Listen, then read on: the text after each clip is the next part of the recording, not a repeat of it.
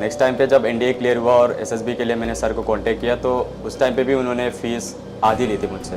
याद नहीं हो और अगर मुझे याद है सर, मेरे यहाँ तक पहुँचने में सर का बहुत बड़ा रोल है, क्योंकि उन्होंने हर टाइम पे फाइनेंशियली सपोर्ट की है। जब पेरेंट्स से आधा पाता था तो वो उन्होंने एनडीए के टाइम पे फ़ीस आधी ही ली थी उस टाइम पे, जिसकी वजह से मैं आ पाया यहाँ पे। तो उस टाइम पे May 3 पे क्राइसिस शुरू हो गई थी मणिपुर में और नेट सारा शट डाउन हो गया था।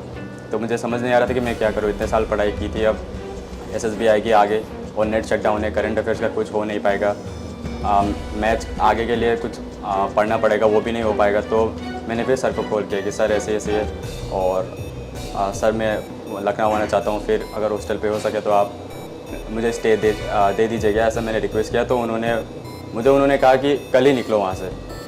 उन्होंने ये भी कहा था कि मैं तुम्हारी टिकट कर दूंगा, तुम निकलो वहाँ से और आ जाओ। सर वो मेरे लिए बहुत बड़ी बात थी, मुझे वो सब बातें याद है जो आपने की।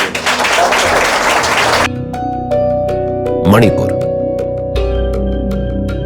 भारत के पूर्वोत्तर में स्थित एक ऐसा राज्य जिसकी प्राकृतिक सौंदर्य और सांस्कृतिक धरोहर काफी प्रसिद्ध माना जाता है। मणिपुर का प्राकृतिक सौंदर्य उसके मनमोहक प्राकृतिक दृश्यों में छुपी हुई है। लेकिन इस साल यानी साल 2023 मई महीने में दो समुदाय बहुसंख्यक मैतेई और अल्पसंख्यक कुकी के बीच हिंसक झड़प ने ऐसा रूप ले लिया कि मणिपुर का पूरा माहौल काफी गंभीर हो गया और शांति अशांति में बदल गई। शांति और प्राकृतिक सौंदर्य के लिए चर्चित राज्य मणिपुर में हर कोने कोने पर आपको एक नई कहानी देखने को मिलती है। और उसी राज्य से थे अविनाश पोखरियाल, जिनकी चाहत थी भारतीय सेना का हिस्सा बनना, लेकिन उन्हें इस बारे में कोई भी जानकारी नहीं थी।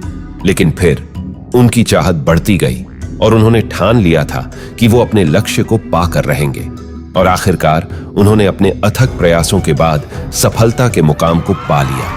प्राउड सेंचुरियन का हिस्सा बन सफलता के परचम को बुलंद किया।